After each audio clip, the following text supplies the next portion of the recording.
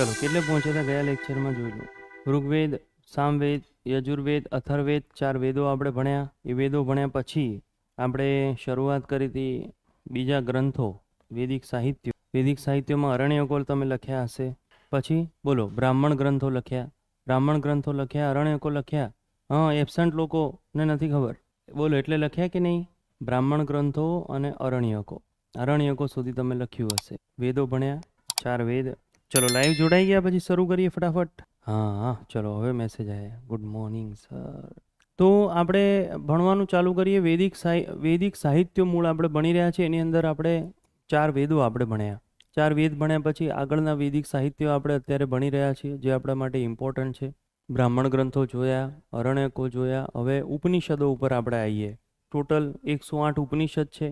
અને માંડુક ઉપનિષદ અથવા માંડુક્ય ઉપનિષદમાંથી એક શબ્દ લીધેલો છે, સત્યમેવ જયતે. બસ આટલામાં જીપીએસસીના ગૌણ સેવાના 20 વર્ષ પૂરા થઈ ગયા. 20 વર્ષમાં આની બહાર કોઈ ક્વેશ્ચન પૂછ્યો નથી. 108 ઉપનિષદ, ઉપનિષદની સંખ્યા 108. ઉપનિષદને વેદાંત પણ કહેવાય. અને ઉપનિષદો જે છે એમાંથી મંડુક અથવા માંડુક્ય ઉપનિષદમાંથી એક સેન્ટેન્સ લીધેલું છે, જેનું નામ છે સત્યમેવ જયતે. આ જોઈશું આપણે. ઉપનિષદને એની સૌથી અંતે એની રચના થાય છે, એટલે એને વેદાંત તરીકે ઓળખવામાં આવે છે. બધું લખાઈ ગયા પછી બહુ લેટ એની રચના થઈ, એટલે વેદોના અંતે રચના થઈ, એટલે એને વેદાંત તરીકે ઓળખવામાં આવે છે. તો સૌથી પહેલાં આ એક લખીએ, ઉપનિષદો. તમે બધું મટીરિયલ લખો છો, ઋગ્વેદમાં આવું બધું મટીરિયલ હતું. લખો ઉપનિષદો. એને વેદાંત પણ કહે છે. વેદોના અંતે રચના થઈ એટલે એને વેદાંત તરીકે ઓળખવામાં આવે છે. મારી સાથે જ લખજો, વાંધો નહીં. ઉપનિષદો છે એનો અર્થ આમ થાય ઉપ એટલે ની નજીક અથવા પાસે, નિષદ એટલે બેસવું થાય. એટલે સાદી ભાષામાં કહે છે ગુરુની પાસે બેસીને જ્ઞાન લેવું. ઉપ અને નિષદ, ગુરુની પાસે બેસીને જ્ઞાન લેવું એને ઉપનિષદ કહેવાય. અને ટોટલ 108 ઉપનિષદો આપણને જોવા મળે છે. 108 108 ઉપનિષદો આપણને ટોટલ જોવા મળે છે. એમાંથી માંડુક્ય ઉપનિષદમાં સત્યમેવ જયતે આપણને જોવા મળે છે. કઠોપનિષદમાં આપણને સેન્ટેન્સ જોવા મળે છે, અહિંસા પરમો ધર્મ. આ સેન્ટેન્સ આપણને કઠોપનિષદની અંદર જોવા મળે છે. છંદોગ્ય ઉપનિષદ જે છે એમાં 4 આશ્રમોનો ઉલ્લેખ આપણને જોવા મળે છે. અને એની અંદર જો આપણે જોવા જઈએ, બ્રહ્મચર્ય, ગૃહસ્થાશ્રમ, વૃદ્ધાશ્રમ બધું આપણને આમાં જોવા મળે છે. 25 વર્ષ ગૃહસ્થાશ્રમ, 25 થી 50 વર્ષનું. એના પછી વાનપ્રસ્થાશ્રમ 51 થી 75. અને લાસ્ટ સંન્યાસ લઈ લીધો અથવા વૃદ્ધાવસ્થામાં આવે તો સંન્યાસ આશ્રમ 73 થી 100. સૌથી મોટામાં મોટો ઉપનિષદ અને સૌથી નાનો ઉપનિષદ એ કયા કયા છે એક્ઝામમાં પૂછાય જાય તો એ બી આપણને આવડતું હોવું જોઈએ. લખો સૌથી મોટામાં મોટો ઉપનિષદ જે છે બૃહદારણ્ય ઉપનિષદ, અને ઈશાનો ઉપનિષદ સૌથી નાનો છે. આ ઉપનિષદોમાંથી કોઈ ક્વેશ્ચન આવે તો, પણ સૌથી હાઈએસ્ટ આ પૂછાય સત્યમેવ જયતે કયા ઉપનિષદમાંથી લીધેલું છે. ઉપનિષદ આ બધી ચોપડીઓ છે જે બનેલી છે. ઉપનિષદો એક તમે સમજો કે 108 ચોપડીઓ છે જે બનેલી છે. 108 ચોપડીઓ. અને કેવી રીતે હું તમને એમ કહું, તમારા જોડે સ્કૂલ જીવનમાં કઈ કઈ ચોપડી આવી? તો પાઠ્યપુસ્તક મંડળ આવી કે નહીં? એના પછી અપેક્ષિત ભણ્યા કે નહીં? એના પછી ગાઈડ ચોપડી ભણ્યા કે નહીં? આવી હતી ને, અપેક્ષિત આવતી હતી ગાઈડ, પછી સિદ્ધિ આવતી હતી કે નહીં? તો એમાંથી સૌથી છેલ્લે આ ઉપનિષદ નામની ચોપડીઓની રચના થઈ. ટોટલ 108 ચોપડી આવી બની છે. એમ ધારો કે કોઈ તમને એમ કે 11 અપેક્ષિતો બની હતી 12મા ધોરણની, તો આ અપેક્ષિત છે, સિદ્ધિ છે. આ બધી ચોપડીઓના નામ છે. અત્યારે તમારી જોડે કઈ કઈ ચોપડીઓ છે અવેલેબલ ભણવામાં? અત્યારે તમારી જોડે સાહિત્યો કયા? તો સૌથી પહેલી ચોપડી અથવા વાંચવાનું આવે તો છાપું આવે કે ના આવે? પછી મેગેઝિન આવે કે ના આવે? પછી એનસીઆરટી પાઠ્યપુસ્તક મંડળ, જેને આપણે વાંચી શકીએ, થાય કે ના થાય? પછી જે બધા પબ્લિકેશન જે આવે, બધા ઓથરો, ચેતન ભગત ધારો કે તમે વાંચતા હોય, પાયરેટ્સ ઓફ કરેબિયન તમે વાંચતા હોય, તો આ બધા શું થાય? ઓથર જે તમે વાંચો એ ચોપડીઓ. આટલું બધું છે. તો એ સમયમાં કેટલું બધું હતું વાંચવાનું? તો એ સમયમાં વેદો વાંચો, ઉપનિષદ વાંચો, વેદાંગ વાંચો, દર્શન વાંચો. બધી ચોપડીઓ અવેલેબલ છે એ વખતની. એનું નામ તમે અત્યારે લખી રહ્યા છો. આના સિવાય બીજી પણ ચોપડીઓ અવેલેબલ હતી જેને વેદાંગ તરીકે ઓળખવામાં આવે છે. આ છે વેદાંગ. એની સંખ્યા છે 6. મારી સાથે જ લખી નાખો. આ છે વેદોનો સરળ ભાષામાં સાર. એને વેદાંગ તરીકે ઓળખવામાં આવે છે. વેદાંગની સંખ્યા 6 છે. અને એ વેદાંગની અંદર જો જોવા જઈએ તો આ 6 વેદાંગ કયા છે એ આપણને એક્ઝામની અંદર પૂછાતા હોય છે. જ્યોતિષ છે, છંદ છે, વ્યાકરણ છે, શિક્ષા છે, નિરુક્ત છે અને કલ્પ છે. નિરુક્ત એટલે ઉત્પત્તિ શાસ્ત્ર. ઉત્પત્તિ શાસ્ત્ર વિશે તમે નોલેજ લો, એને નિરુક્ત તરીકે ઓળખવામાં આવે છે. એટલે ગ્રંથો, સાહિત્ય ગ્રંથો, એને કલ્પ તરીકે ઓળખવામાં આવે છે. તો આ 6 વેદાંગ છે અને વેદાંગને સૂત્ર સાહિત્ય તરીકે પણ ઓળખવામાં આવે છે અને સૂત્ર સાહિત્ય કહે છે. તો આ વેદાંગ નામની પુસ્તકો પણ અવેલેબલ હતી. એક પુસ્તકમાં બધું જ્યોતિષ હતું, એક પુસ્તકની અંદર બધું છંદનું તમે આખું જે ચેપ્ટર ભણો છો એ બધી માહિતીઓ હતી. બીજાની અંદર શિક્ષા, એજ્યુકેશન કેવી રીતે અપાય, શું છે એની બધી માહિતીઓ હતી. બધી અવેલેબિલિટી છે બધી પુસ્તકોની. વૈદિક ચેપ્ટરની અંદર આ બધા ચોપડીઓ અવેલેબલ છે. સૌથી બેસ્ટ તો વેદો, 4 વેદોની ચોપડીઓ. આવી જ રીતે પાછળથી બને છે, શૃંગ કાળની અંદર બને છે. સૌથી પ્રાચીનમાં પ્રાચીન મનુસ્મૃતિનું તમે નામ સાંભળ્યું છે. સ્મૃતિ, સ્મૃતિ એટલે શું થાય? બુક, કાયદાની ચોપડીઓ જે આવે છે ને, લો આપણે ભણતા હોઈએ છીએ, કાયદા, OPSI, DYSP, બધા કાયદો ભણે. તો એ કાયદાની ચોપડીઓને સ્મૃતિ કહેવાય. લખો સ્મૃતિ. અને સૌથી પ્રાચીન છે મનુસ્મૃતિ. આટલું જ લખવાનું છે. સ્મૃતિ હિન્દુ ધર્મનો કાયદા સંગ્રહ તરીકે ઓળખાય છે. સ્મૃતિ આ છે હિન્દુ ધર્મનો કાયદા સંગ્રહ. અને એમાં યાદ રાખજો, સૌથી પ્રાચીન છે મનુસ્મૃતિ. એની રચના શૃંગ કાળમાં થઈ. આપણે આગળ ભણવાના છીએ, શૃંગ વંશ આખો આપણે ભણીશું. અને એ શૃંગ કાળ જે છે એની અંદર એની રચના થાય છે. પછી બીજા પણ ચોપડીઓ છે, એનું કમ્પાઇલેશન 6 છે અને એને કહેવામાં આવે છે દર્શન. દર્શન એટલે આખો આખો સબ્જેક્ટ. ધારો કે બહુ ઉદાહરણ તમને સરસ આપું તો તમને તરત જ ખબર પડે. યોગ દર્શન, તો યોગ આખું ભણવાનું છે. યોગની ચોપડીઓ આવે, બુક આવે, એને સ્ટડી કરવાના, કયા યોગનું શું મહત્વ છે એ બધું ભણવાનું. એને કહેવામાં આવે છે યોગ દર્શન. તો સાંખ્ય દર્શન એટલે મેથ્સ તમે જે ભણો છો એ કપિલ મુનિએ સાંખ્ય દર્શન આપ્યું. પછી અણુ, પરમાણુ, રસાયણ, આવું બધું ભણવાનું આવે છે. ઋષિ કણાદ વૈશેષિક દર્શન એણે આપેલું છે. તો યોગ દર્શન છે, સાંખ્ય દર્શન છે, વૈશેષિક દર્શન. પછી જજ જે ચોપડી વાંચતા હોય છે એને કહેવાય ન્યાય દર્શન. અક્ષપાદ ગૌતમ નામના એક ઋષિ મુનિએ ન્યાય દર્શનની મહત્વ સમજાયું. એના પછી બીજા 2 પણ આવા પુસ્તકો છે જેનું નામ છે ઉત્તર મીમાંસા અને પૂર્વ મીમાંસા. ઉત્તર મીમાંસા એટલે મનુષ્યની ઉત્પત્તિ પહેલાંનો સમયગાળો, વિશ્વ, પૃથ્વી કેવું હતું. પૂર્વ મીમાંસા એટલે મનુષ્યના સમય પછીનો સમય કેવો ચાલુ થયો, એ બધી વિષયની બાબતોની ચર્ચા કરી. તો આ 6 ચોપડીઓ જે છે એને દર્શન તરીકે ઓળખવામાં આવે છે. એટલે એને ષડ દર્શન પુસ્તકો કહેવાય છે. એટલે બીજું પણ એક સાહિત્ય અવેલેબલ છે જેને કહેવામાં આવે છે દર્શન. આ ષડ દર્શન તરીકે ઓળખાય છે કારણ કે ટોટલ 6 છે. અને એની અંદર સૌથી ઇમ્પોર્ટન્ટ આ યોગ દર્શન, ગણિતવાળું સાંખ્ય દર્શન, ન્યાય દર્શન, વૈશેષિક દર્શન, ઉત્તર મીમાંસા અને પૂર્વ મીમાંસા. યોગ દર્શન આપ્યું પતંજલિ ઋષિએ, સાંખ્ય દર્શન આપ્યું છે કપિલ મુનિ ઋષિએ, ન્યાય દર્શન આપ્યું છે ગૌતમ ઋષિએ આપ્યું છે, વૈશેષિક દર્શન આપ્યું છે ઋષિ કણાદે, ઉત્તર મીમાંસા આપ્યું છે બદ્રાયણ ઋષિ, અને પૂર્વ મીમાંસા જે આપેલું છે એનું નામ છે મોસ્ટ IMP જૈમિની ઋષિ, આમણે આપેલું છે. તો આ ષડ દર્શન અથવા દર્શન કયા કયા છે, એની સંખ્યા કેટલી છે, આ બી તમારે ધ્યાન રાખવાનું ખાસ. હવે બધું કોઈ ઓછા લોકો કરે છે. આ બધું અહીંથી ક્વેશ્ચનો બહુ પૂછાય છે. બધા સિંધુ સભ્યતા ને એવું બધું ભણીને બધા છોડ દે. વૈદિક સભ્યતામાં બધા ઋગ્વેદ કરીને બધા છોડ દે. પણ એવું નથી કરવાનું. આ બધું કરવાનું છે, એક્ઝામમાં પૂછાય છે. મેં તમને એ જ કીધેલું છે કે ઇતિહાસ આપણે એક વખત ભણીને મૂકી દઈશું, ભાઈ બધી એક્ઝામો માટે તમારે આ જ કરવાનું છે. 1, 2 આવે તો એ આવે જ. અને તમને એવું થાય કે મારે આ વર્ષે UPSC આપવાની છે તો બી આ જ કરવાનું છે. કશું નવું નથી કરવાનું. ભણવાનું આનું આ જ છે. અને રેફરન્સ ચોપડી જો તમારે વાંચવી હોય તો બી તમારી જોડે 2 જ છે વાંચવાની. એક પાઠ્યપુસ્તક મંડળ અને બીજી કઈ NCERT. આટલું જ કરવાનું છે ભાઈ. બીજા સબ્જેક્ટ બહુ થઈ જાય છે આટલામાં. તો ઇતિહાસ મોર ધેન ઇનફ છે. આવી રીતે તમે નામ સાંભળ્યું હશે, એક ભગવાન ઉપર પર્ટિક્યુલર ડિટેલમાં બાબતો કરી હોય. શંકર ભગવાન તો એમના જોડે શું થયું, કઈ બાબતો થઈ. વિષ્ણુ ભગવાન તો એમના જોડે શું થયું, કઈ કઈ બાબતો વિષ્ણુ ભગવાન સાથે સંકળાયેલી છે. યમલોક, નર્કલોક, આ બધાની બાબતો કઈ છે એના માટે એક આખી ચોપડીઓ બનેલી છે. અને એને શું કહેવામાં આવે છે? પુરાણ કહેવામાં આવે છે. નામ સાંભળ્યું? ગરુડ પુરાણ, મત્સ્ય પુરાણ સાંભળ્યું છે ને? એમાં જુદી જુદી ભગવાનોની બધી સ્ટોરીઓ કે. વિષ્ણુ પુરાણ, શિવ પુરાણ સૌથી વધારે વંચાતું હોય તો વિષ્ણુ પુરાણ અને શિવ પુરાણ. વિષ્ણુ ભગવાન સાથે સંકળાયેલી બધી બાબતો, શિવ પુરાણ અને શંકર ભગવાન સાથે સંકળાયેલી બધી બાબતો. તો આવા પુરાણો છે. ટોટલ 18 જેટલા પુરાણો છે. 18 જેટલા ટોટલ પુરાણો છે.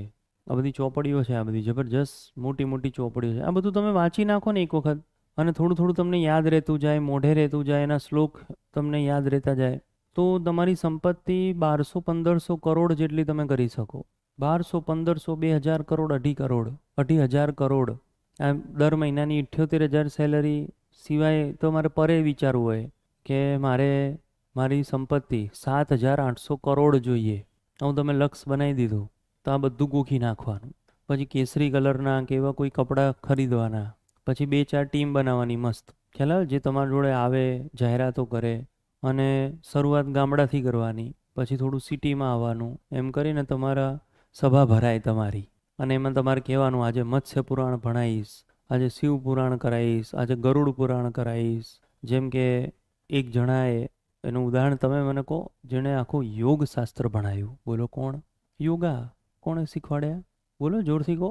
ભારતમાં યોગા સ્વામી, ભલે તમે યાર યોગા કોણ શીખવાડે છે? બાબા રામદેવ. આઈડિયા આવ્યો કે નહીં? પછી તમે આવું સાંભળ્યું છે કે નહીં કે આજે વિષ્ણુ પુરાણની કથા છે, આજે રામ કથા છે, મહાભારત ને રામાયણ બી આવશે, છે કે નહીં? સુંદરકાંડ સૌથી પ્રચલિત. તો આ બધામાંથી એક ચોપડી ઉઠાવવાની, ચોપડી ગોખી નાખવાની, અને પછી તમે જે સભા ભરવાનું ચાલુ કરો એટલે દાન દક્ષિણા મળે. કદાચ તમે કોઈ શ્લોક ગીતના સ્વરૂપે, તમારો રાગ સારો હોય અને તમે કંઈ ગાવાનું એ ચાલુ કર્યું હાર્મોનિયમ લઈને, તો લોકો પૈસા ફેંકે, અને એ જે પૈસા ફેંકીને લોકો જાય એ દિવસના 78,000 હોય. પેલો મહિનામાં 10 થી 6, 10 થી 6, પેલું 2 કલાકમાં 78,000 જેટલું તમે કરીને જતા રહો. એટલે આ બધાનું એ મહત્વ છે. આઈડિયા આવે છે? આમાંથી કોઈ એક સબ્જેક્ટ ઉઠાવી દો, ધારો કે આમાંથી ઉત્તર મીમાંસા, અને તમે એવી જાહેરાત કરો કે ભારતમાં પહેલી વાર ઉત્તર મીમાંસાનો કોન્સર્ટ, કોલ્ડ પ્લેના બદલે તમે તમારું ચાલુ કરો કે આજે ઉત્તર મીમાંસા જે છે ભારતમાં પહેલી વખત અહીંયા આવવાનું છે. પતી ગયું. પછી કેટલાય ઉંમરવાળા વ્યક્તિ, કેટલાય વ્યક્તિઓ જેને ખ્યાલ હશે એ બધા આવશે, અને જો તમે ફેમસ થઈ ગયા તો પૂરું થઈ ગયું. પછી કહું છું ને, અનંત કમાણી કમાણી કમાણી છે. પછી બહુ મોટી કમાણી છે. પછી તમે એમ કહો કે આજે મેં આ કર્યું, આજે મેં ચાય બનાવી, આજે મેં પુલાવ બનાવ્યો, આજે અમે બહાર ફરવા ગયા. એના બદલે તમે શું બોલતા હશો? આજે મેં ગૌશાળામાં 25 લાખનું દાન કર્યું, આજે મેં એક મંદિરનું ઉદ્ઘાટન કર્યું, આજે હું સાન ફ્રાન્સિસ્કોમાં કથા કરવા ગયો. સબ તો બદલાઈ જશે બધા. બહુ જબરજસ્ત છે આ બધું. બસ એ તમે અત્યારે ચોપડાઓનું હેડિંગ કરી રહ્યા છો કે આવા ચોપડા છે, આવું હતું, આવું હતું, આવું હતું. અને આ બધામાં તમને લાગતું હોય કે ના આ તો મારાથી નહીં થાય, તો લખો આગળ પુરાણો. મેં તમને એક કરિયર બતાવી દીધું, જુઓ, હવે તમારી મરજી.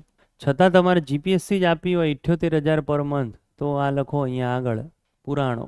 હિન્દુ દેવી દેવતાઓની માહિતી, સમયગાળો વગેરે. હિન્દુ દેવી દેવતાઓ, યુગ, સતયુગ, કલિયુગ વગેરેની માહિતીઓ, સમયગાળો વગેરે. એના સંકલન કરતા છે લોમહર્ષ ઋષિ. આ પુરાણો જે છે એના સંકલન કરતા છે. સૌથી પ્રાચીન કહેવામાં આવે છે મત્સ્ય પુરાણ, સૌથી પ્રાચીન કહેવામાં આવે છે. અને 18 પુરાણો છે, બીજું કંઈ નહીં.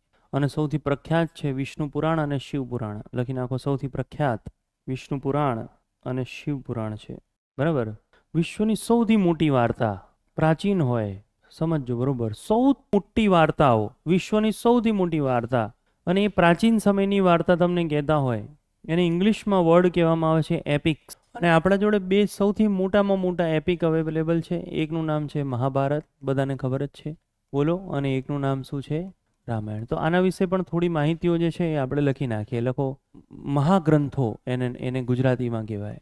એક છે મહાભારત અને બીજું છે રામાયણ. મહાભારત એ વિશ્વનો સૌથી મોટો ગ્રંથ છે. 1,00,000 એની અંદર શ્લોક છે, એટલા માટે એનું નામ છે શબ્દ સહસ્ત્ર. એનું નામ છે, એને જય સંહિતા તરીકે પણ ઓળખવામાં આવે છે. એનું અન્ય નામ છે મહાભારત. એ 18 ભાગમાં વહેંચાયેલું છે. બરાબર. એને પર્વ કહેવામાં આવે છે. 18 ભાગ અથવા પર્વની અંદર એ વહેંચાયેલું છે. એમાં સૌથી મોટામાં મોટો પર્વ છે શાંતિ પર્વ. આ સૌથી મોટામાં મોટું પર્વ કહેવાય છે. અને આના મહાભારતના રચેતા, સાંભળજો એક મિનિટ માટે, ગણેશજી જે છે એની રચના અચાનક થઈ છે. ગણેશજીની રચના અચાનક થઈ. પાર્વતી માતા જે છે કૈલાસ પર્વત ઉપર એવું કહે છે કે ભાઈ અમારે એક બાળકની રચના કરે છે, પૂતળું બનાવીને એને બાળકનું સ્વરૂપ આપે છે, અને એને કહે છે કે અંદર બધી દેવી દેવતાઓ છે, કે દેવીઓ છે, કે બધી અંદર દેવીઓ બધી અંદર સ્નાન કરવા માટે જાય છે માન સરોવરમાં, અને કહે છે કે ભાઈ કોઈને અંદર ના આવવા દેતા, તું છોકરો કે મેં તને જન્મ આપ્યો, તું મારો પુત્ર છે કે અહીંયા રહેજે. અને બધા આયા, નંદી આવે છે ને નારદ આવે છે ને બધા આવે છે માનસરોવરમાં, પણ ના પાડી દે છે કે ના, કોઈને આવવાનું નથી. છોકરો ના પાડી દે છે. ને પછી એટલી વારમાં આવ્યા શંકર ભગવાન શિવ. તો એ કે મારે અંદર જવું છે પાર્વતીને મળવા. કે ના જવા દેવાય કે. તો કે જવું છે મારે કે નહીં જવા મળે. તો કે તને ખબર છે પાર્વતી કે કોણ છે? એ કે મારી પત્ની છે. તો કે તોય જવા નહીં મળે, મારી માતા છે. એને ના પાડી એટલે પતી ગઈ વાત. દ્વંદ્વ યુદ્ધ થયું ને સીધું શંકર ભગવાન જે છે એણે ગણેશજીનું માથું કાપી નાખ્યું. પછી તો બધી ખબર પડી ના અને તે ને કે આ તો મારો જ છોકરો છે, પાર્વતીએ જ જન્મ આપ્યો છે. ભાઈ શંકર ભગવાન નંદીને કહે છે ભાઈ જે પહેલું માથું દેખાયું લેતો આવ્યો, હું એને જીવ આપી દઉં. હાથીનું માથું દેખાયું અને ગણેશજીનો જન્મ થયો. એ દેવો એવા હતા કે એ લોકોને ખબર પડી જાય કે ભાઈ વિશ્વમાં કઈ બાબતો ચાલી રહી છે, શું છે શું નહીં, એ બધી ખબર પડી જાય. ને આમ ખબર પડતા પડતા અચાનક ગણેશજી બધું પૂછતા હતા, આ શું છે ને આ શું છે ને યમલોક કોને કહેવાય ને સ્વર્ગલોક કોને કહેવાય ને નર્કલોક કોને કહેવાય ને પૃથ્વી કોને કહેવાય ને આવું બધું પૂછતા. એટલી વારમાં આઈડિયા આવ્યો કે ભાઈ અત્યારે કે પૃથ્વીલોકમાં શું ચાલે છે એમ. તો ભૂલથી વેદ વ્યાસ એવું કહે છે બધું મહાભારત ચાલે છે કે. તો ગણેશજી કે મહાભારત શું છે મને કહો કે. તો એ તો કે તો બહુ મોટી વસ્તુ છે, હું તને એક સેન્ટેન્સમાં તો ના કહી શકું કે બહુ મોટી વસ્તુ છે. તો કે જે મને કહો ને કહો જ ગમે તે થાય. એટલે એમને એમ કે આટલું બધું કોણ કહે. એટલે એમણે એક શરત મૂકી કે ભાઈ હું બોલવાનું ચાલુ કરું અને તમારે મહાભારત આખી લખવાની, મારા આમાં લખવાની હતી, તમારે લખવાની, પણ અટક્યા તો હું બોલવાનું બંધ કરી દઈશ કે પછી હું આગળ નહીં કહું. તો કે ઓકે. ગણેશજી લખવાનું ચાલુ કર્યું, વેદ વ્યાસે બોલવાનું ચાલુ કર્યું અને આ બાજુ એ લખે જાય. પછી ખતમ થઈ ગયું, એમની પેનની ઇંક જતી રહી એવું બધા કહે છે. ખતમ થઈ ગયું. મયુર પંખથી એ લખતા હતા, મયુર પંખથી ઇંક નાખીને લખે. ખતમ થઈ ગયું. દાંત તોડી નાખ્યો, દાંત તોડીને લખે રાખે, વેદ વ્યાસ બોલે રાખે. STI નો ક્વેશ્ચન હતો, સ્ટેટ ટેક્સ ઇન્સ્પેક્ટરની. જો આ નહીં ને એના પહેલાની ક્વેશ્ચન એમાં હતું કે મહાભારતની રચના ગણેશજી બોલે છે અને વેદ વ્યાસ લખે છે આ રીતે થઈ. પછી સેકન્ડ લખ્યું હતું મહાભારતની રચના ગણેશજી લખે છે અને વેદ વ્યાસ બોલે છે, આવું થયું હતું. તો આ સેકન્ડ સાચું. આ વાર્તા એટલે કીધી કારણ કે પૂછાઈ છે. બોલો, ટેક્સ ઇન્સ્પેક્ટરની પરીક્ષામાં આ સેન્ટેન્સ પૂછાયું હતું. તો મહાભારતની રચના આવી રીતે થઈ. સંકલન કરતા જેને આવડે છે, જેને બધું ખબર છે, એ તો કોણ કહેવાય? વેદ વ્યાસ. તો મહાભારતની રચના એવી રીતે થઈ છે. આ મહાભારત જે છે એના રચેતા પૂછાય અથવા એના સંકલન કરતા, તો એ તો આ જ જવાબ આવે, વેદ વ્યાસ. વેદ વ્યાસ જે છે એ બોલે છે, મારી સાથે લખી નાખો બધું, અને ગણેશજી એ લખે છે. આ રીતે રચના થઈ. આ બી મહાભારત જે છે એના બધા એપિસોડ અવેલેબલ છે યુટ્યુબમાં. અને એ મહાભારત પણ કોઈએ ગોખી નાખી આખી, તો એ પૂરું થઈ ગયું.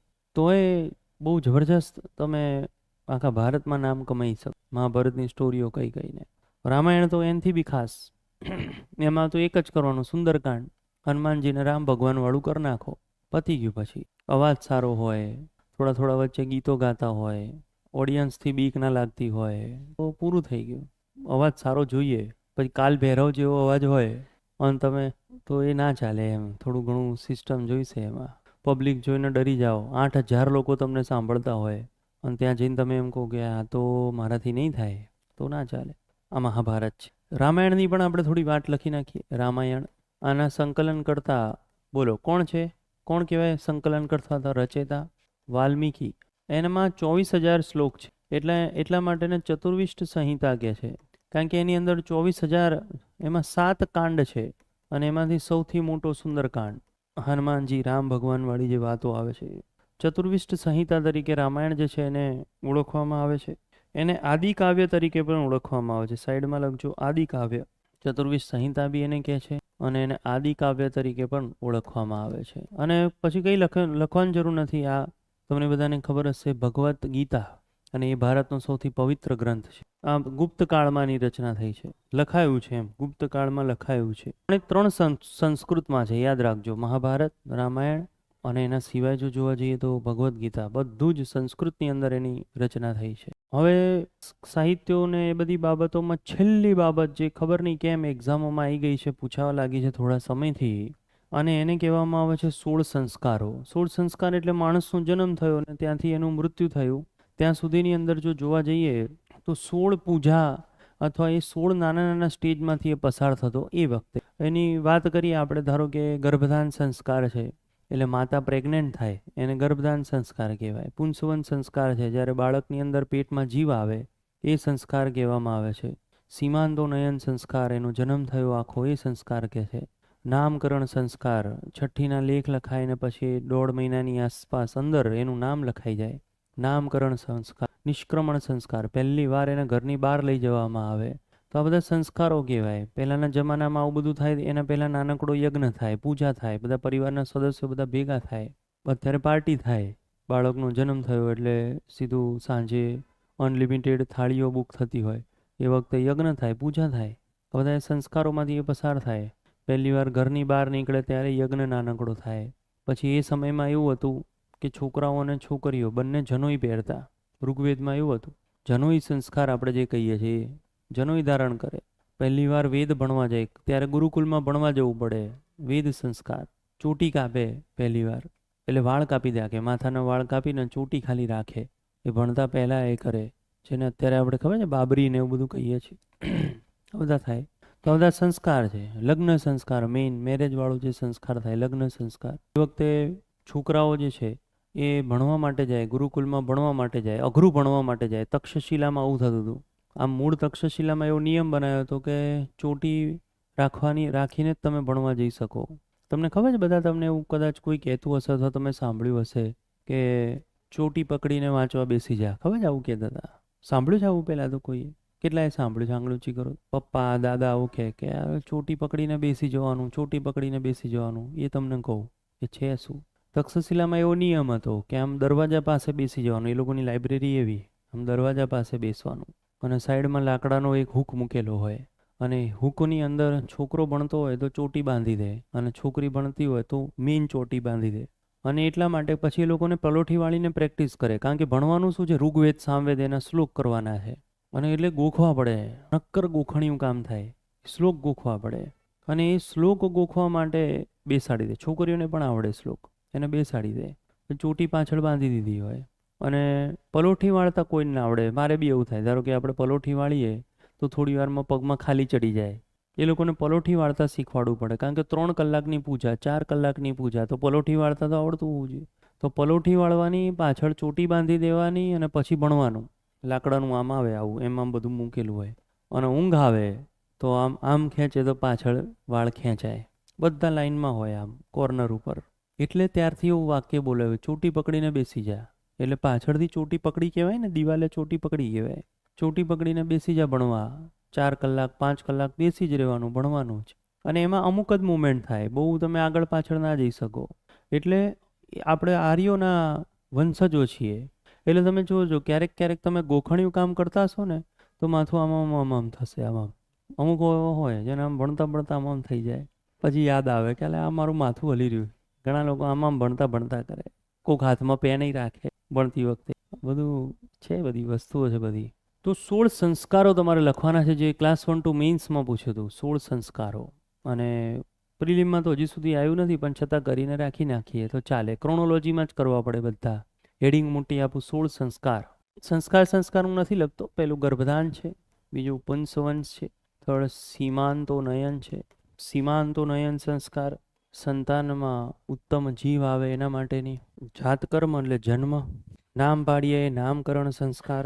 નિષ્ક્રમણ, પહેલી વાર ઘરની બહાર થાય. અન્નપ્રાશન, જમાડો, એ જે જમવાનું શરૂ કરે, એ જેમાં ખબર છે એમાં કંઈ લખવાની જરૂર નથી. ચૂડાકર્મ, મેં તમને કીધું, મુંડન કરાવે, બાબરી કરાવે એ. 9મામાં જો જઈએ, કર્ણવેદ, કાનમાં છેદ કરાવે. શિક્ષણ લેવાનું શરૂ કરે. વિદ્યારંભ સંસ્કાર. ઉપનયન એટલે જનોઈ. વેદારંભ, વેદોનો અભ્યાસ કરે. 16 સંસ્કારો 1-2 માટે એક્સક્લુઝિવ, બીજી ક્લાસ 3માં તો નથી પૂછતા. મેઇન્સમાં બી આવેલો ક્વેશ્ચન છે. 16 સંસ્કારો લખો. કેશાંત અને સમાવર્તન સંસ્કાર. પ્રથમવાર દાઢી મૂછ કાઢે. સમાવર્તન સંસ્કાર, શિક્ષણની પ્રાપ્તિ થઈ જાય પછી છેલ્લે જેમ અત્યારે ઇનોગ્રેશન રાખે એવી રીતનો એક પ્રોગ્રામ, શિક્ષણ પ્રાપ્તિ અથવા શિક્ષા પૂર્ણ કરી નાખી. એના પછી વિવાહ, અને એના પછી અંત્યેષ્ટિ. વિવાહ સંસ્કાર, લગ્ન સંસ્કાર આપણે કહીએ છીએ. 16મો મૃત્યુવાળો, અંત્યેષ્ટિ સંસ્કાર. આ મૃત્યુવાળો. તો આ 16 સંસ્કારો ક્રોનોલોજીકલ ઓર્ડરમાં તમે લખેલા છે બધા. આ છે 16 સંસ્કારો. પ્રિલિમમાં તો છે જ ઇમ્પોર્ટન્ટ. મેઇન્સમાં પૂછાઈ ગયું છે 16 સંસ્કારો લખો. એટલે 10 માર્કમાં આટલું લખી નાખ્યું એટલે કામ પૂરું. સાઈડમાં સમજાઈ દેવાનું કયો સંસ્કાર કયો છે, થોડું ઇન્ટ્રોડક્શન, થોડું એન્ડિંગ, એટલે તમારો આખો મેઇન્સમાં પણ આ જ કોપી લખવાનું આવ્યું હતું. ઠો ક્વેશ્ચન, કશું જ નહીં, 16 સંસ્કારો લખો, આટલું કરવાનું હતું. એટલે હવે ટ્રેન્ડ વધ્યો છે આ પૂછવાનો ક્રોનોલોજીકલ ઓર્ડર પ્રમાણે. કદાચ એવું બી પૂછી નાખે તમને આવી રીતે, કોઈ બી એક સંસ્કાર લઈ લે, વિદ્યારંભ સંસ્કાર લઈ લે, કે ઋગ્વેદમાં ઉલ્લેખિત વિદ્યારંભ સંસ્કાર પછી કયું સંસ્કાર આવે, આમ કરીને 4 ઓપ્શન આપેલા હોય, બધા ઓપ્શનમાં છોડ દે, કોઈ ટીક જ નથી કરવાનું. તમે જો એની ક્રોનોલોજી કરી નાખી તો કામ પૂરું થઈ જશે. ક્રોનોલોજી કરવા માટે 5-5 કરો, 4-4 કરો, ખ્યાલ આવે છે?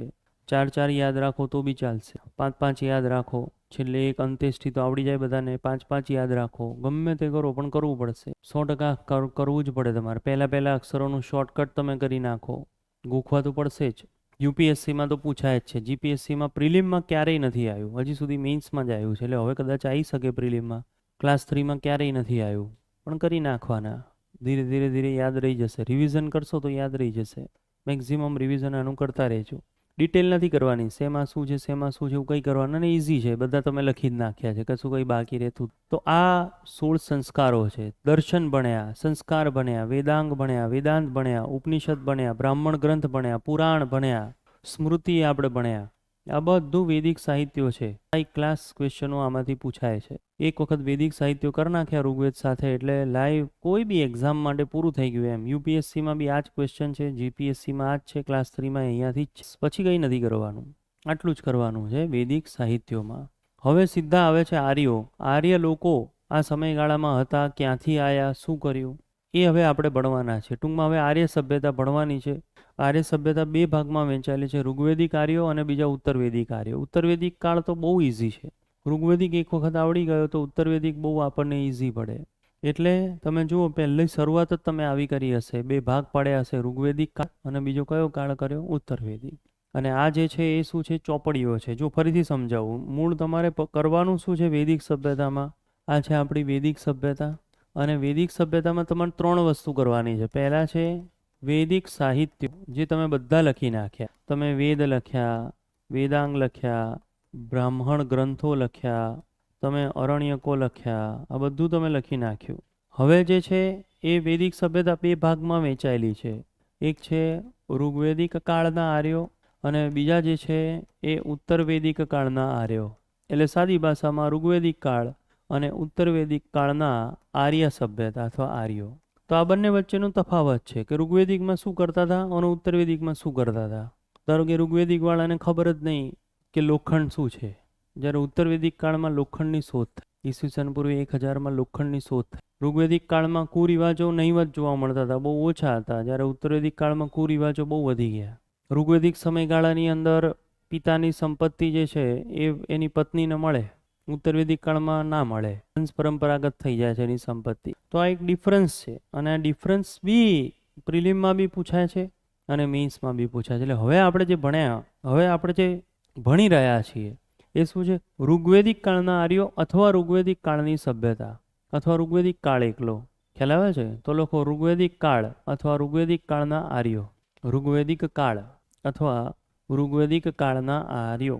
સમયગાળો કયો હતો બોલો? ઈસવીસન પૂર્વે 1600 કે 1500? 1500 થી 1000 લખો. ઈસવીસન પૂર્વે 1500 થી 1000નો સમયગાળો આ ઋગ્વેદિક કાળનો સમયગાળો છે. હવે સાંભળજો બરોબર, આ લોકો આયા ક્યાંથી એમ, આ ઋગ્વેદિક લોકો આયા ક્યાંથી, ક્યાં વસવાટ કરતા હતા, શું છે, એના માટે મતાંતરો છે કે આ ઋગ્વેદિક કાળના લોકો આયા ક્યાંથી. તો એમાં સૌથી બેસ્ટ જે કહેવામાં આવે છે, તમે જે આ ઋગ્વેદિક કાળ લખો છો એમાં, અથવા આ ઋગ્વેદિક આર્યો એ અહીંયા આવ્યા ક્યાંથી, તો એના માટેનું એક જોડકું છે. ધારો કે કોઈ એમ કહે છે કે ભાઈ તિબેટથી આવ્યા, કોઈ કહે છે કે ના ઉત્તર ધ્રુવથી આવ્યા, કોઈ કહે છે કે ભાઈ કોઈ બ્રહ્મર્ષિ દેશથી આવ્યા, કોઈ કહે છે કે પશ્ચિમ એરિયામાંથી એ લોકો અહીંયા આવ્યા. આવી રીતે એના જુદા જુદા જોડકું છે, એમ જુદા જુદા મત છે કે કોણ ક્યાંથી આવ્યું. તો તિબેટથી આવ્યા આવું કોણ કહે છે, ઉત્તર ધ્રુવથી આવ્યા આવું કોણ કહે છે. તો તિબેટથી કોણ કહે છે, તો કહે છે દયાનંદ સરસ્વતી, એ કહે છે કે આ લોકો તિબેટથી આવ્યા. ઉત્તર ધ્રુવથી આવ્યા એવું કોણ કહે છે, તો લોકમાન્ય તિલક આવું કહે છે કે ઉત્તર ધ્રુવથી આવ્યા. બ્રહ્મર્ષિ દેશથી આવ્યા એવું કોણ કહે છે, તો કહે છે ગંગનાથ ઝા. મધ્ય એશિયાના લોકો અહીંયા આવ્યા, મધ્ય એશિયાના કોઈ બેક્ટેરિયા દેશથી આવ્યા આ કોણ કહે છે, તો એ જે કહે છે પ્રોફેસર મેક્સ મુલર. આ સૌથી બેસ્ટ એન્સો મત માનવામાં આવે છે. સૌથી બેસ્ટ મત પ્રોફેસર મેક્સ મુલરે આપ્યો એ છે. લખી નાખો જોડકું આખું, કોણ ક્યાંથી આવ્યા એના વિશેનું આખું એક જોડકું છે, અને એ જોડકું જે છે એ આપણને આવડતું હોવું જોઈએ. આમનો મત સૌથી શ્રેષ્ઠ મત તરીકે ઓળખાય છે. સૌથી બેસ્ટ આન્સર જો આપેલો હોય તો આ પ્રોફેસર મેક્સ મુલરે આપેલો છે કે મધ્ય એશિયામાં કોઈ બેક્ટેરિયા દેશ છે ત્યાંથી આવ્યા. કોઈ કહે છે આલ્પ્સ પર્વતમાળાથી આવ્યા છે. સંપૂર્ણાનંદ એવું કહે છે કે આ લોકો આલ્પ્સ પર્વતથી આવ્યા છે. અચ્છા, આપણે પેલા કે આલ્પ્સ આવી અને તરત જ આ લોકો કઈ જગ્યાએ વસે છે, તો યાદ રાખજો આ લોકોનો વસવાટ સપ્ત સિંધુ પ્રદેશમાં છે. વસવાટ છે સપ્ત સિંધુ પ્રદેશ. તમે જ્યારે ભૂગોળ ભણશો એટલે આ સપ્ત સિંધુ નદીઓ જે છે એ આવશે. સિંધુ, ઝેલમ, ચિનાબ, રાવી, બિયાસ અને સતલુજ. આ સપ્ત સિંધુ પ્રદેશનો એરિયા કહેવામાં આવે છે. સિંધુની બધી, સિંધુ, ચિનાબ, રાવીની બધી ટ્રિબ્યુટરીઓ, સિંધુ, ઝેલમ, ચિનાબ, રાવી, બિયાસ, સતલુજ, ચડતાથી ઉતરતા ક્રમમાં ભૂગોળમાં ગોખવાની આવશે તમારે. ઇમ્પોર્ટન્ટ છે આપણા માટે. લાઈવ જેટલે જોડાયેલા છે લખી રહ્યા છો ને તમે? હવે થોડું સમજી લો પછી આપણે આગળ વધીએ. લખી નાખો આટલું, થોડું સમજી જઈએ હવે, અને પછી લખવાનું કામ કરીશું. હવે આ લોકો જે છે એ સિંધુ સભ્યતા એ માતૃસત્તાત્મક હતી, જ્યારે આ છે પિતૃસત્તાત્મક. અહીંયાથી સમાજ જે છે પિતૃસત્તાત્મક થઈ જાય છે, અને મેઇન જે માણસ કહેવામાં આવે છે એ કહેવામાં આવે છે રાજન. આ કહેવાય રાજન, એટલે મુખ્ય રાજા થઈ જાય. કેન્દ્રીકૃત નહોતું આખું વહીવટ, બધું વેચાયેલું હતું. જુદા જુદા ભાગની અંદર આખો વહીવટ જે છે એ વેચાયેલો હતો. તો એ લોકોના જે વિભાગો પડતા હતા એ વિભાગોમાં સૌથી પહેલાં જે વિભાગ પડે એ એક્ઝામની અંદર પૂછાયું છે. આપણે સૌથી પહેલો વિભાગ કયો પડે તો ગ્રામ પડે છે. ખબર છે ને? આપણે કીધે પડે ગામડું, તાલુકા, પછી જિલ્લા, પછી કયું આવે? રાજ્ય આવે. આ લોકોમાં સૌથી ઉપરનું જે હતું એ જન કહેવાય, વિદત આવે, ગ્રામ આવે, અને સૌથી નીચેનું જે કહેવામાં આવતું હતું એ કુળ કહેવાતું હતું. કુળથી શરૂઆત થતી હતી. કુળ કહેવાય, સૌથી નીચેથી શરૂઆત થાય. કુળ બધા ભેગા થઈને ગામ બનાવે, અને સૌથી ઉપરનું જે કહેવાતું હતું એ જન કહેવાતું હતું, જેને રાજન કહેવાય. આ એ લોકોનો આખો સમાજ જે છે જુદા જુદા વિભાગોની અંદર વહેંચાયેલો હતો, અને આપણે આખું એક કેન્દ્રીકૃત માળખું હતું. આ લોકોનું કેન્દ્રીકૃત નહીં, વિકેન્દ્રીકૃત માળખું. એટલે ભારત હોય તો આનો આ એક એરિયા છે, એનો રાજન છે. આ બીજો એરિયા છે, એનો મેઇન વડો રાજન છે. ત્રીજો એરિયા છે, એનો મેઇન વડો રાજન છે. અને આ રાજન જે છે, રાજા, એની નિમણૂક પાછી ચૂંટણી દ્વારા થાય. આખા ભારતની પહેલી ચૂંટણીનો ઉલ્લેખ આપણને અહીંયા જોવા મળે છે. ખાલી હેડિંગ લખો, પછી આપણે ચાલુ કરીએ. હેડિંગ એક લખો ફરીથી. ઋગ્વેદિક આર્ય, ઋગ્વેદિક આર્યનો સમાજ, ઋગ્વેદિક આર્યનો સમાજ. હવે ફરીથી તો જુઓ, સમાજ જે છે પિતૃસત્તાત્મક. પછી મેં તમને કીધું છૂટા છૂટા આ લોકો રહેતા હતા. તો આ લોકો કેવી રીતે રહેતા હતા? તો આ ગ્રામીણ, ગામડું તો છે જ, પણ કબીલાઈ જોવા મળે. થોડું ગ્રામીણ જીવન હતું અને કબીલા જેવું જીવન હતું. કબીલા એટલે આજે અહીંયા કાલે ત્યાં, આજે અહીંયા કાલે ત્યાં, અને કબીલાઈ જીવન કહેવાય. ક્યાં છે એ ખબર જ ના પડે. ઘણા એવા હોય અત્યારે કબીલા જેવું જીવન જીવે, એને ખબર જ ના હોય કે હું શું કરતો હોઈશ આજે. ઘડીકમાં હોસ્ટેલ હોય, ઘડીકમાં લાઇબ્રેરી, ત્યાં કંટાળો આવે તો કબીલાના જેમ ત્યાંથી ઊભો થઈ જાય, ત્યાંથી બહાર ફરવા જાય, ચા બા પીવા જાય, પછી પાછું કબીલાના જેમ શનિ રવિ આવે એટલે ઈચ્છા થાય જતો રહું ગામડે, ઘરે જતો રહું, પાછો ઘેર જાય, પાછા અહીંયા આવે. તો કબીલાઈ જીવન, આજે અહીંયા કાલે ત્યાં, આવું કબીલાઈ જીવન જીવે, ગ્રામીણ જીવન જીવે, પિતૃસત્તાત્મક હોય. અને આજે મેં તમને કીધું એ પ્રમાણે વર્ગ જે છે એ કેટલા ભાગોની અંદર વહેંચાયેલો છે. તો સૌથી પહેલાં આવે કુળ ભેગા થાય તો બને ગ્રામ, ગ્રામ ભેગા થાય તો બને વિશ, અને વિશ ભેગા થાય તો બને જન. એટલે આના ઉપરથી શબ્દ આવ્યો મહાજન. મહાજન શબ્દ આવે છે. કુળ જે છે આ કહેવામાં આવે છે સૌથી નાનો એકમ, અને આ જન જે છે એ કહેવામાં આવે છે કે સૌથી મોટો એકમ. અને જન બધા ભેગા થાય અને એકની નિમણૂક કરે, અને એ જે છે મેન લીડર કહેવાય. એને શું કહેવાય? રાજન કહેવાય. તો ધારો કે આ ભારત, તો આખું ભારત કેન્દ્રીકૃત નહોતું. આ જન છે, આ જન છે, આ જન છે, આ જન છે, આ રીતે બધા હતા. અને ધીરે ધીરે આ જે રહે છે આ લોકો, એક અહીંયા છે, એક અહીંયા છે, એક અહીંયા છે, અહીંયા છે, આમ રીતે બધા રહે, છૂટા છવાયેલા રહે. કેન્દ્રીકૃત માળખું નથી. એટલે પીએમ, પ્રેસિડેન્ટ, રાષ્ટ્રપતિ એવું નહીં, બધે સીએમ જ. એવું જ તમે સમજો. બધા રાજ્યો અને સીએમ, રાજ્યો અને સીએમ. એક પીએમ છે જ નહીં કોઈ, સીએમ જ છે. અને સીએમ જે છે એ બોલો કયા નામે ઓળખાય? રાજન. અને સીએમ આ બધાની ચૂંટણીથી આવે. આ રાજન જે છે એ આવે પરોક્ષ ચૂંટણીથી, જનની પરોક્ષ ચૂંટણીથી એ આવે. આ રાજન આવે. અને આ રાજન જે હોય એના મહત્વના ભાગ કહેવામાં આવે. ધારો કે રાજા જે છે તો એ રાજાના 3 મુખ્ય ભાગ કહેવાય. એક કહેવાય સભા, એક કહેવાય સમિતિ અને ત્રીજું કહેવાય વિદત. સભા, સમિતિ અને વિદત. સભા એટલે ગ્રામ સભા ભરાય, જનસભા ભરાય. વિદત એટલે બધા પરિવારની સભા ભરાય, પરિવારના સેનાની સભા ભરે. એ 3 ભાગની અંદર વહેંચાયેલો હતો અને એની સાથે જોડાયેલા પણ મહત્વના માણસો જે છે, ખાસ એના અંગત માણસો જે કહેવાય રાજામાં. રાજા સાથે આ શબ્દો છે બધા. એક છે પુરોહિત, આ મુખ્ય સલાહકાર કહેવાય. એના સિવાય મહિષી, આ એને કહેવાય પટરાણી. દુહિતા, આ કહેવાય પુત્રી. પણ એક હજી મેઇન વ્યક્તિ પહેલાં લખું છું, પછી આ લખું છું કે પુરોહિત પછી મેઇન એક વ્યક્તિનું સ્થાન આવે જેનું નામ છે યુવરાજ. આ છે સૌથી મોટો પુત્ર. પછી મેં તમને કીધું એ પ્રમાણે મહિષી એટલે પટરાણી, મેઇન રાણી. એના પછી દુહિતા એટલે થાય પુત્રી. દુહિતા એટલે ગાય દોનારી, એમ એને પુત્રી કહેવામાં આવે છે. તો આ એની સાથે સંકળાયેલા સૌથી ઇમ્પોર્ટન્ટ વ્યક્તિઓ લખી નાખો ફટાફટ. આ જે છે એ સમાજ 4 ભાગમાં વહેંચાયેલો હતો. ગ્રામીણ જીવન છે અને હવે ધ્યાન રાખજો, શબ્દ સ્ટેટ ક્યાંય આપ્યો જ નથી. એ લોકો એવું જ સમજે કે આ મારો એરિયા જે છે એ મારો દેશ છે, આ મારો એરિયા છે મારો દેશ છે, મારો એરિયા છે મારો દેશ છે. એટલે આમ ભારત હોય અને આટલો મોટો એના અંતર્ગત, જો સમજો, એક ભારત હોય એના અંતર્ગત રાજ્યો બને. પણ હવે તમે સમજો, ભારત જેવું કશું છે જ નહીં આ. તો બધા પોતાની જાતને શું સમજે કે અમારો આ દેશ, મારો આ દેશ, મારો આ દેશ. એટલે ઇંગ્લિશની અંદર આવો શબ્દ એક લખેલો છે, એનસીઆરટીમાં લખેલો છે. આ શબ્દ તમારે યાદ રાખવાનો છે. The word TET was absent. TET શબ્દ જે છે એ એબસન્ટ હતું એની અંદર. રાજન તરીકે બી રાજા ઓળખાય અને રાજાનું બીજું પણ એક નામ હતું, એ ગોપત તરીકે પણ ઓળખાય. ગાયોનો રક્ષક લખી નાખો. ગોપતિ અથવા ગોપ તરીકે પણ ઓળખાય. રાજનનું બીજું નામ છે ગોપતિ, ગાયોનો રક્ષક તરીકે ઓળખાય. પહેલાના સમયમાં વહીવટ કરવા માટે રાજાની નિમણૂક નહોતી થતી. હું તમને એ બી કહું, આ ઋગ્વેદિકના સમયગાળામાં કે તમે અમારો બધાનો લીડર, તમે એવી રીતે નિમણૂક નથી થતી. પહેલાં કેવું થાય કે સૌથી સ્ટ્રોંગ માણસ જે હોય ને, જેને તમે કદાચ નામ સાંભળ્યું હશે, મૂવીથી આ પ્રખ્યાત થયું હતું, એનિમલ મૂવી આવ્યું હતું. અને એનિમલ મૂવીની અંદર પેલો રણવીર કપૂર જે છે એ પેલી હિરોઈનને સમજાવે છે આલ્ફા મેલ. આલ્ફા મેલ એટલે શું કે જે આપણું ટીમ છે આખી, એ ટીમનો એક ભયંકર મજબૂત લીડર, જે શું કરે, સામેવાળો જે પક્ષ લડવા આવવાનો છે, સામે જે પક્ષ લડવા આવશે એની સામે પહેલાં એ લડશે, રાજા લડશે અને તમને બધાથી પ્રોટેક્ટ કરે. આલ્ફા મેલ.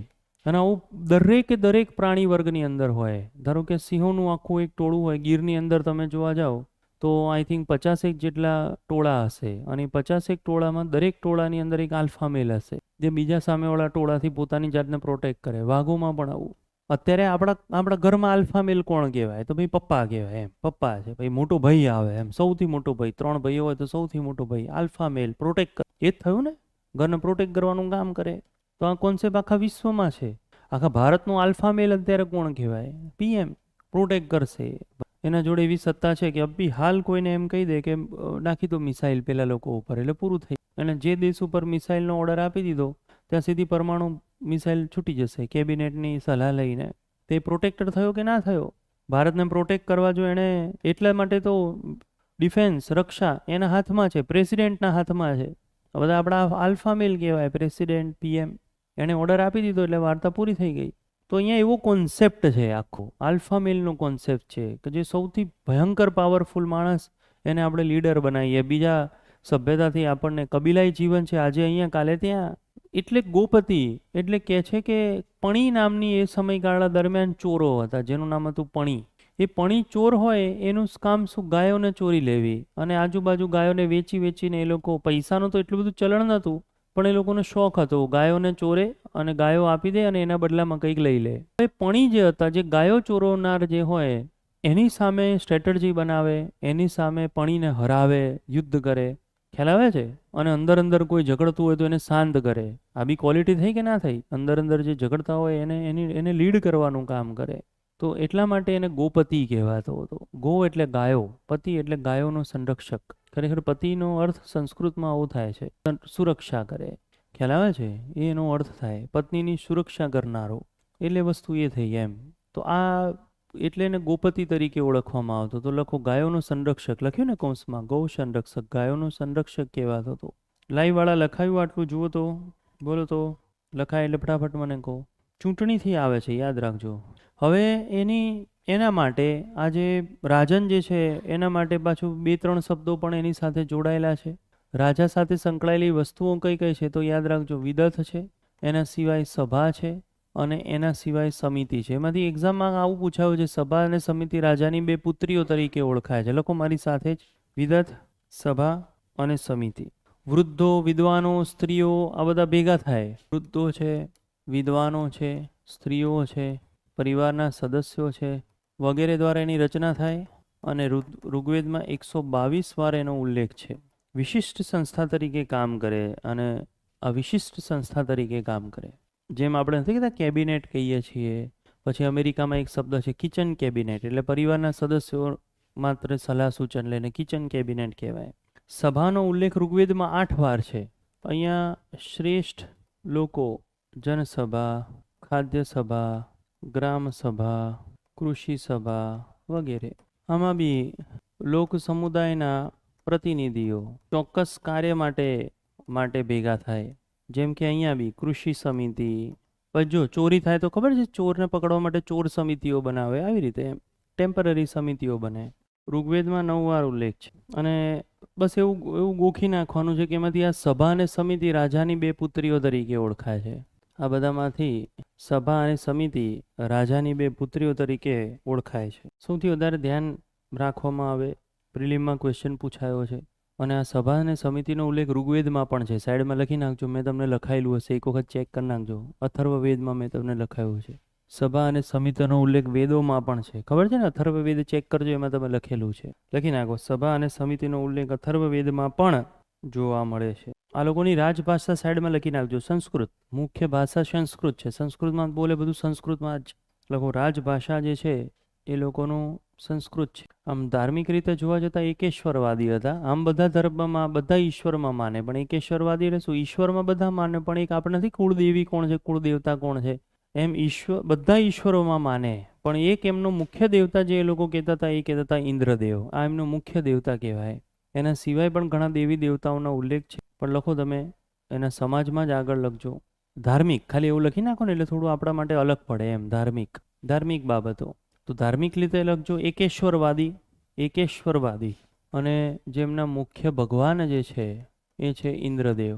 ઇન્દ્રદેવ જે છે એના માટે એમણે જે શબ્દો વાપર્યા છે, સોમપાલ છે, મધવા છે, આ બધા શબ્દો એમણે એમના માટે વાપર્યા છે. મરુત શબ્દ જે છે, આમ તો આગળ આવશે મરુત આવશે. પુરંદર એક શબ્દ વાપર્યો છે એમના માટે, પુરંદર, કિલ્લાઓનો નાશ કરનાર, આવો શબ્દ વાપર્યો છે. સોમપાલ, મધવા, પુરંદરનો અર્થ થાય કિલ્લાઓનો નાશ કરનાર. સૌથી વધારે પૂજા જે એ લોકો કરે છે ઇન્દ્રદેવની કરે છે, યાદ રાખજો. રથોમાં સવારી કરે છે એવું પણ નામ છે, રથેષ્ઠ તરીકે પણ એ ઓળખાય છે કે જે રથમાં સવારી કરે છે. આ સિવાય જો જોવા જઈએ તો સોમ એટલે વનસ્પતિના દેવતા લખજો. થોડા દેવી દેવતાઓ લખી નાખજો. સોમ વનસ્પતિના દેવતા, વરુણ એટલે પૃથ્વીના સર્જક, મરુતદેવ આંધી તોફાનના દેવતા, પૂષણ એટલે શુદ્રોના દેવતા, પૂષણ એટલે કહેવાય છે શુદ્રોના દેવતા, અશ્વિન એટલે આફતોના રક્ષક કહેવાય, ઉષા એટલે મેં તમને કીધું હતું ઉષા મંત્ર કહે છે, ગાયત્રી મંત્રને કહે છે ને, પ્રભાત પ્રકાશ એને ઉષા કહેવાય. તો ઉષા એટલે પ્રકાશ કે પ્રભાતની દેવી. વાક એટલે ભાષા, શબ્દ એવું કહેવામાં આવે છે, તો કહે છે કે ભાષાની દેવી. અરણ્ય એટલે જંગલ થાય, જંગલની દેવી. અદિતિ એટલે દેવોની માતા, જનની, જેનો બધા દેવોને જન્મ આપેલો છે. આયહ એટલે જળની દેવી કહેવામાં આવે છે, એનું નામ હતું આયહ. બહુ નથી કરવાની જરૂર, આટલા કરો બહુ થઈ જાય છે. બધું ઋગ્વેદિક આર્યોની માહિતીઓ તમે લખી રહ્યા છો. શું કરતા હતા આર્યો, કઈ માહિતીઓ એમાં જોવા મળે છે, શું નથી જોવા મળતું, આ બધું અંદર છે. યજ્ઞો કરીને છોડ દો. જુઓ મેં તમને બધા યજ્ઞો લખાયા છે યજુર્વેદમાં, ચેક કરો એક વખત. યજુર્વેદ જુઓ, એમાં જુઓ બધા યજ્ઞો મેં તમને લખાયેલા છે, જોઈ લો. યજુર્વેદમાં પહેલા 5 મુખ્ય યજ્ઞો, પંચ મહાયજ્ઞ તમે લખ્યા, પંચયજ્ઞો તમે લખ્યા હશે. દેવ બ્રહ્મ વિવાહ લખ્યું છે, જુઓ. દેવ વિવાહ, મનુષ્ય વિવાહ તમે જુઓ લખ્યું હશે, ભૂત યજ્ઞ તમે લખ્યું હશે, છે કે નહીં? આ પંચ મેઇન યજ્ઞ તમે લખ્યા. એના પછી જો અન્ય લખ્યા હશે, રાજસૂય, મોકલે પાછા આવે એટલો એરિયા એનો લખ્યું છે ને. સોત્રામણી બહુ મસ્ત યજ્ઞ તમે લખ્યો હશે, લખ્યો ને. પુરુષ મેઘ યજ્ઞ એ બી તમે લખ્યો. આ બધા યજ્ઞો તમારા થઈ ગયા છે. એટલે અહીંયા ખાલી હેડિંગ આપી દો, યજ્ઞો યજુર્વેદ પ્રમાણે. લખવાના બાકી હોય એ લોકો લખી નાખજો. અને હવે લગ્નો આવ્યા, એમાં STIની પરીક્ષામાં એ જ પેપરમાં જેમાં આ માહિતી મેં તમને કીધી, ગણેશજી બોલે છે ને લખે છે એવું પૂછ્યું હતું. એ જ પેપરની અંદર અનુલોમ અને પ્રતિલોમ લગ્ન જે છે એ પૂછાયા હતા. અનુલોમ લગ્ન ઉચ્ચ વર્ણનો પુરુષ, નિમ્ન વર્ણની સ્ત્રીના લગ્ન થાય. પ્રતિલોમ લગ્ન ઉચ્ચ વર્ણની સ્ત્રી અને નિમ્ન વર્ણના પુરુષના લગ્ન થાય. આ છે અંદર લખ્યું હતું એવું. કારણ કે આ વેદિકના સમયગાળા દરમિયાન ઉલ્લેખ જોવા મળે છે, બ્રાહ્મણ, ક્ષત્રિય, વૈશ્ય અને શૂદ્ર. આ ઉલ્લેખ આપણને જોવા મળે, જેને એ લોકો વર્ણ વ્યવસ્થા કહેતા હતા. ઉલ્લેખ છે, એટલું બધું અનુકરણ નથી. એમ આ લગ્નો જે છે એનો ઉલ્લેખ છે, પણ સંપૂર્ણપણે અનુકરણ જે છે એ ક્યાં જોવા મળતું? તો એ જોવા મળતું હતું આપણને ઉત્તર વૈદિક કાળમાં. પણ કયા કયા લગ્નોનો ઉલ્લેખ છે એ ભેગા લખી નાખવાના. તો લગ્નો આપણે થોડા લખીએ, જે એ લોકોના ફેમસ છે એની આપણે ચર્ચા કરીએ. લગ્નોમાં લખો, અનુલોમ લગ્ન ઉચ્ચ વર્ણનો પુરુષ અને નિમ્ન વર્ણની સ્ત્રીના લગ્ન થાય. પ્રતિલોમ લગ્ન ઉચ્ચ વર્ણની સ્ત્રી અને નિમ્ન વર્ણનો પુરુષ, આના લગ્ન કહેવામાં આવે છે. બ્રહ્મ લગ્ન થાય, સર્વસંમતિથી ઉચ્ચ અથવા સર્વસંમતિથી આપેલું દહેજ લઈને બધા પરિવારના સદસ્યો સ્વીકારે એ રીતે લગ્ન થાય. લખો બ્રહ્મ વિવાહ, સર્વસંમતિથી ઈચ્છિત દહેજ આપીને થતા વિવાહ જે છે એ બ્રહ્મ વિવાહ તરીકે. ઈચ્છિત દહેજ, ધ્યાન રાખજો ખાસ. ઈચ્છિત દહેજ એટલે કોઈ માંગણી વગરનું, એમ છોકરા પક્ષ દ્વારા કશી માંગણી ના થાય. અને એ વખતે ઈચ્છિત દહેજ કેવું હોય? ગાય આપે, ઋગ્વેદ આપે, પુસ્તકો આપે. મેં તમને કીધું ને કેટલા બધા પુસ્તકો છે. દર્શન છે, વેદાંગ છે, વેદ છે, ઉપનિષદ છે. એ આપીને કોઈ પણ જાતની કોઈ કરાર વગર, એમ કે ભાઈ તમારી ઈચ્છા. અમુક વખતે એવું લગ્નમાં કહે છે ને, 2 જોડી કપડાં પહેરાઈને મોકલી દેજો કે. એટલે દહેજ પ્રથા જે છે એ ઓપ્શનલ છે. ભારતમાં બી એવું છે. આમ તો દહેજ પ્રથા ઉપર પ્રતિબંધ મૂકી દીધો છે, પણ છતાં માંગણીઓ થતી હોય છે. ખાસ કરીને રાજસ્થાન, યુપી, બિહાર આ બધી જગ્યાએ સ્કોર્પિયો માંગે, બુલેટ માંગે, બાઇક માંગે. આ બધું તો કોમન થઈ ગયું છે. કેશ માંગે, 11 લાખ, 21 લાખ, 51 લાખ, બધું ફરજિયાત. ઈચ્છિતમાંય પાછા 2 પ્રકાર છે. ઈચ્છિતમાંય થોડું ઘણું લે અને કશું ના લે, એમાંય પાછા 2 પ્રકાર છે. મેં જોયા છે 2-4 એવા લગ્ન, જેમાં વરરાજા જે છે એ જતા હોય, ઓસીકું લઈને ઊભો હોય, આમ ઓસીકું આપ્યું હોય, પેલું ગાડલું આપેલું હોય, પછી જાન પાછી જતી હોય એટલે ખુરશી, ટેબલ, ડબલ બેડ, વોર્ડરોબ આ જતી હોય પાછળ. અને પછી તમે પૂછો, છોકરાને પૂછો કે તે શું કણેલું છે? તો કે અદાણીની અંદર હું CEO છું. અને ઓસીકુને ગોડલું લઈને ઊભું હોય. આ લોકોની સેલરી 1 લાખ. જે ગોડલું તકિયા ઓઢવાનું ના લઈ શકે, કોકના વરરાજાના હાથમાં કુકર છેલ્લે પકડાયું હોય કોકે, કે આ રાખો ને. બોલો હવે કેમનો એ CEO બને? મને તો એ જ નથી ખબર પડતી. અધિકારી હોય કોઈ પ્રાઇવેટ જોબમાં, મસ્ત TCS BCSમાં 80-90 હજારની સેલરી હોય, અને કુકર લઈને ઊભો હોય છેલ્લે.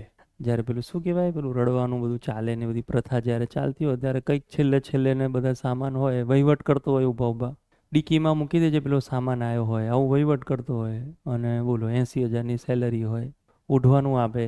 આવું ખરેખર તો ના પાડી દેવી જોઈએ. એમ છોકરાની સેલરી સારી હોય ને આ બધું ખરીદી શકતી હોય, તો હું તો એવું કહું, લગ્ન કર્યા પછી મસ્ત મજાનું ખરીદી કરવા જવાય.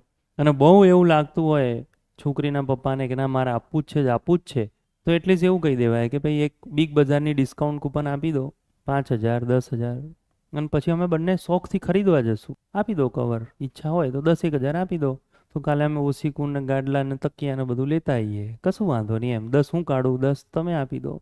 તો પેલો લઈને જે જતો હોય વોર્ડરોબ ભરીને દેખાય, આમ જાન જતી હોય તો તમે ક્યારેક જોજો, આમ પાછળ વોર્ડરોબ લટકતો દેખાય, ડબલ બેડ આડો આમ મૂકીને જતો હોય. એટલું બધું CEO લઈને જાય, બોલો, જે ખરીદી ના શકે. બ્રહ્મ વિવાહ છે. પછી લોકો પ્રજાપતિ લગ્ન, દહેજ વગર. એ પેલા એક દેવ યજ્ઞ લખજો. હા વાંધો નહીં, પ્રજાપતિ લખ્યા વાંધો નહીં, ચલો. પ્રજાપતિ લગ્નની અંદર લખજો દહેજ વગર, કન્યાની કિંમત લગાયા વગર થતા લગ્ન. દેવ લગ્ન તો યજ્ઞ કરાવતા બ્રાહ્મણ સાથે લગ્ન. આર્ષ વિવાહ, એક જોડી બળદ, ગાય બળદ આપીને થતા લગ્ન. ગાંધર્વ વિવાહ, પ્રેમ લગ્ન. પેલું લખવાનું બાકી છે, લખી નાખો. આ એ એડવાન્સ અત્યારે પ્રેમ વિવાહ તો જે એડવાન્સ કક્ષાએ પહોંચ્યો છે. આ મેં મારા સિવાય કોઈ ના જાણે. મેં જોયો છે. આ ઉજ્જૈનમાં એક ગયો હતો, ઉજ્જૈન કે વડોદરાની અંદર વર્ષો પહેલાં વડોદરામાં હું ગયો હતો. અને અમારો એક દૂરનો એક કઝિન છે, અને એને કીધું ચલો આજે એક પાર્ટીમાં તમને લઈ જાઉં. તો બધા લોકો પાર્ટીમાં બધા ભેગા થયા, અને એ પાર્ટી હતી એક કપલની જેના નવા મેરેજ થયા.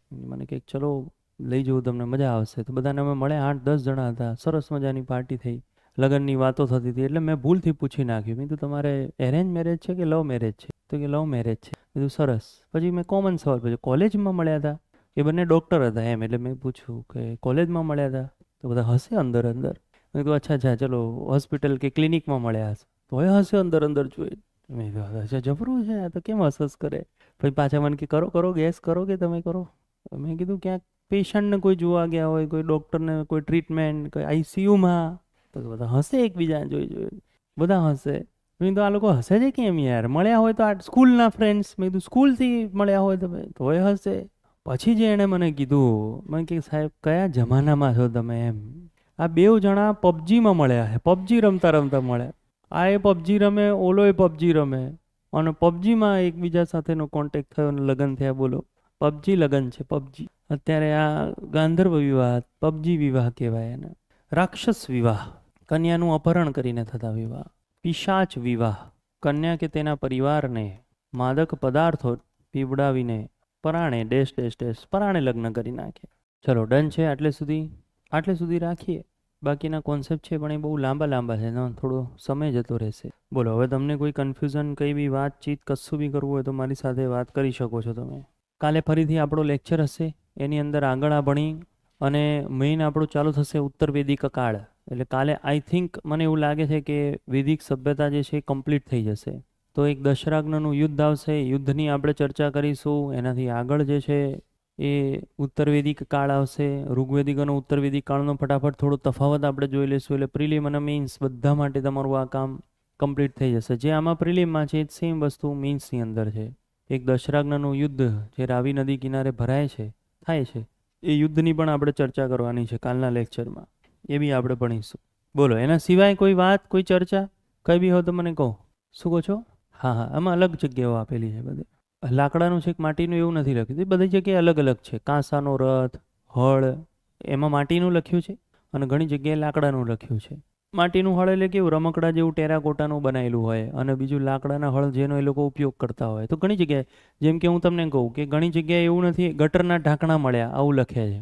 પછી એવું નથી કીધું પથ્થરના ગટરના ઢાંકણા હતા. તો ક્યાંક લખ્યું છે પથ્થરના ગટરના ઢાંકણા, ક્યાંક નથી લખ્યું. એટલે કેવું છે કે સિંધુ સભ્યતામાં બધા સોર્સની, ઇવન શોધકોમાં બી આવું છે. તમે જોજો, કોકમાં યજ્ઞદત્ત શર્મા આપેલું હોય તો કોકમાં પાછું એસ.આર. રાવ ક્યાંક લખેલું હોય. તો એવું તો બહુ જ છે આમાં. અને એટલા માટે જ એવું કહેવામાં આવે છે કે ભારતનો પ્રમાણિત ઇતિહાસ એ મૌર્ય કાળથી ચાલુ થાય છે. કારણ કે આગળ કેવું, શોધકો જેણે જેવી રીતે શોધ કરી હોય એ રીતે એને આપેલું હોય. ધારો કે વૈદિક સભ્યતામાં અહીંયા તમે લખ્યું ગાંધર્વ વિવાહ, તો સામે આવે પ્રેમ લગ્ન. ધારો કે બીજી કોઈ તમે ચોપડી વાંચો તો એની અંદર ગાંધર્વ વિવાહમાં પ્રેમ લગ્ન કદાચ ના લખ્યો હોય. એમાં શું લખે ખબર છે કે પરિવારથી છુપાઈને, આ ખાલી ઉદાહરણ આપું છે, એમ એવા વાક્યો લખ્યા હોય કે પરિવાર જે છે એમાં કીધા વગર અથવા પરિવારથી છુપાઈને થતા લગ્ન. કોણે કેવી રીતે ચોપડી લખી છે, કોણે કેવી રીતે લખાણ કામ કર્યું છે, એમાં બધામાં આગળના જે ચેપ્ટરો જે છે સિંધુ સભ્યતા, વૈદિક સભ્યતા, એમાં લોચાવાળું જ છે. અને એટલે જ આગળ તમને સ્પષ્ટ કહે છે કે પ્રામાણિક ઇતિહાસ, બોલો, ક્યારથી ચાલુ થાય છે? મૌર્ય સભ્યતા. કે કલિંગનું યુદ્ધ, તો ભારતની કોઈ બી ચોપડી બની અને કલિંગનું યુદ્ધ જે સાલમાં થયું એ જ સાલમાં લખવું પડે. એટલે આમાં સિંધુ સભ્યતામાં તો બહુ એવા લોચા છે. ઉત્ખનન કરતાં બદલી નાખે, આ બદલી નાખે. અને એટલે જ શું થાય છે કે ક્વેશ્ચનો હંમેશા આન્સર કીમાં 25 જેટલા ખોટા પડે છે. એક એક વસ્તુ બે બે જગ્યાએ આપેલી છે. અહીંયાથી બી મળ્યું, અહીંયાથી બી મળ્યું, એવું એક એક વસ્તુ બે બે જગ્યાએ બી છે. એટલે કંઈ નહીં, બધું જવા દેવાનું. કન્ફ્યુઝનવાળું તો બહુ જ છે. સર, એન્શિયન્ટ હિસ્ટ્રી માટે ઓલ્ડ એનસીઆરટી 11થની એક જ ઇનફ છે? તેને આ ટોપિક્સ ચલાવી દીધા તો હવે એ ઇનફ છે કે નહીં? ઇનફ છે. એનસીઆરટી પાઠ્યપુસ્તક મંડળ, તમે ઓલ્ડ લો, બધા એવું કહે છે ઓલ્ડ બહુ સારી છે, પણ હવે આન્સર કીમાં ન્યૂ પ્રમાણે આપ્યું હોય તો શું કરવાનું?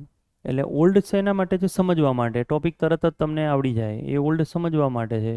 અને ન્યૂ પ્રમાણે આન્સર કી આવી તો ઇશ્યુ આવી જાય. એટલે ઇનફ છે આમ તો.